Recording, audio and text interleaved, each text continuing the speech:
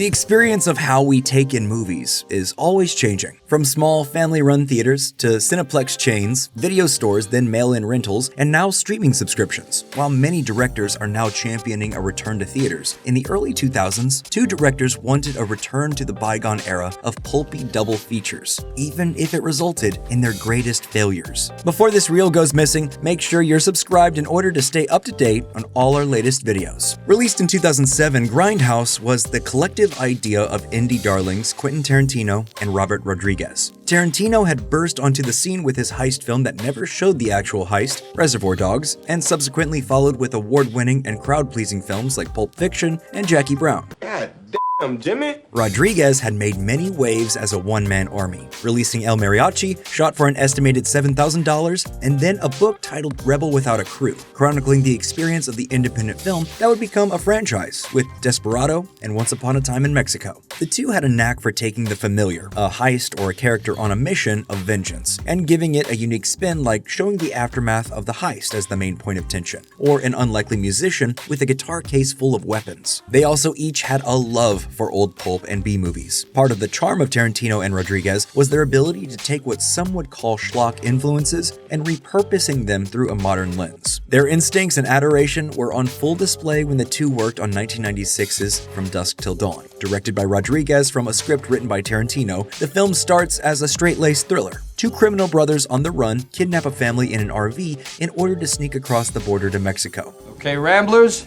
let's get rambling. Once at the location where they're supposed to meet their connection, we find out the bar is a cover for vampire strippers who feed on the bikers, truckers, and criminals passing through. It is an inherently silly yet jubilant idea that in lesser hands would be all shock and awe instead of an endearing story about familial love and faith. But it was that exact spin that drew the pair together. After being at Tarantino's house for one of the director's infamous double features, the two would decide to work on a double feature of their own, with each film drawing an even more direct line to the cult cinema they had loved for so long. They instantly had a title for the film too, Grindhouse, a loving homage to the usually dilapidated theaters or drive-ins that would show double or triple features throughout the day. A grindhouse made its money from quantity over quality in contrast to more traditional theaters. While the term is generally associated with the exploitation, horror, and science fiction of the 70s, the term dates back to the early 20s when theater barkers would stand outside and shout for people to come in. In order to drive home the experience the directors wanted to cultivate, they asked filmmaking friends like Edgar Wright, Eli Roth, and Rob Zombie to create trailers that played around the features for non-existent movies that fit the grindhouse feel. Showing after the fake trailer for Machete and Hobo with a Shotgun, more on those in a moment, Rodriguez's Planet Terror was a homage to gore hounds and practical effects. Originally conceived of while the director was working on The Faculty, he initially had 30 pages of script knowing zombies would return to the cultural zeitgeist. But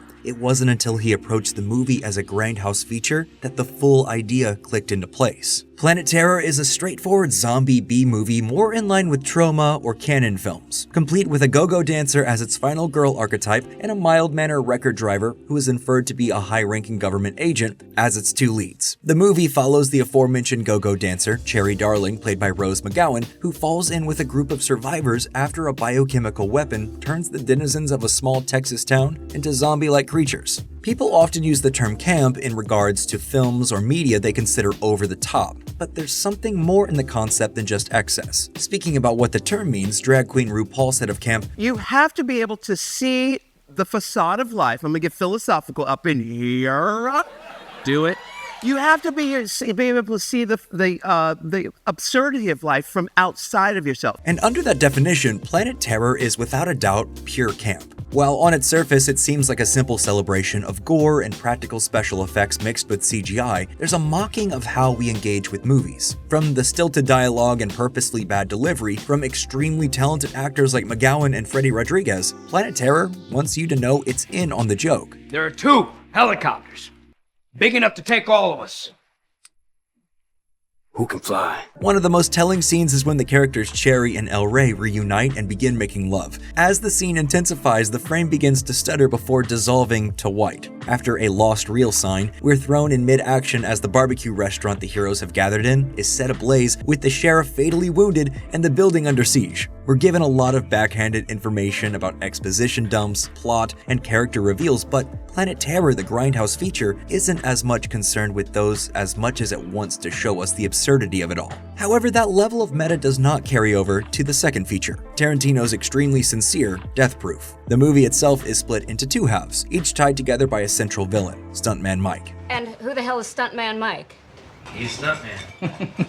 The film works as almost a slasher movie, with the killer's weapon being a muscle car he uses to stalk and kill his victims. In the first half, we're introduced to a group of women out celebrating a birthday when they run into Stuntman Mike at a small dive bar. It's here we see signs of Tarantino at his strongest. Since his most recent movie, Once Upon a Time in Hollywood, the director has been lauded for his ability to make what is often called a hangout movie. The general idea being the plot takes a backseat to the cast of characters. As an audience, we enjoy our time with them, their banter, and relationships. And Death Proof very much drives that idea home. In its sub-2-hour runtime, we're introduced to two different friend groups, our aforementioned birthday celebration, and the other, a film crew attempting to recreate one of their favorite film moments on their off day. Each group has an immediate familiarity and rapport, a casual and eloquent way of speaking with anybody familiar with Tarantino's dialogue will instantly recognize. You saw my car, I saw your legs. Now look, I ain't stalking y'all, but I didn't say I wasn't a wolf. Those characters are fully brought to life by one of the director's most vibrant casts, including Rosario Dawson,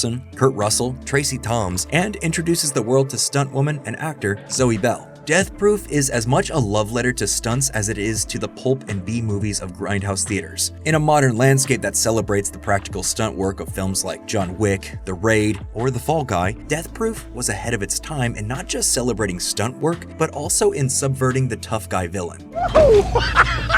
Hey! Ladies! That was fun! That sense of play and subversion is evident throughout the entirety of Grindhouse. We mentioned the Faux trailers for Hobo with a Shotgun and Machete, each of which became full-length features of their own. Between Planet Terror and Death Proof, Eli Roth would direct a trailer for Thanksgiving, which also became its own feature in 2024. Rob Zombie directed Werewolf Women of the SS, which is obviously never becoming its own film, and Edgar Wright directed the British thriller-inspired trailer for Don't.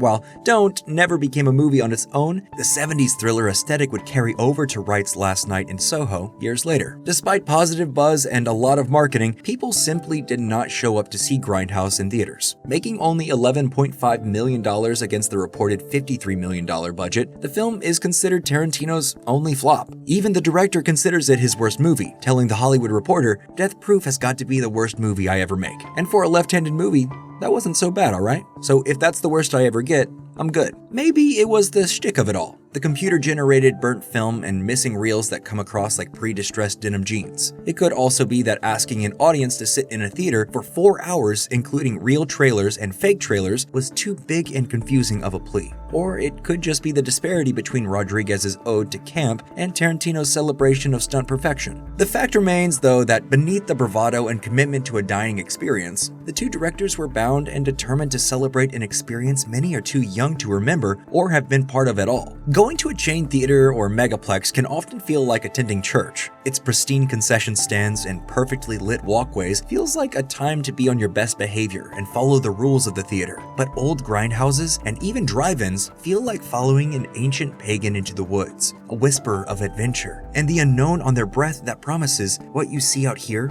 will not be like anything in the multiplex. So what do you think? What's another movie experience that you feel has vanished from the modern landscape? Let us know down in the comments below, and as always, thank you for watching Nerdstalgic.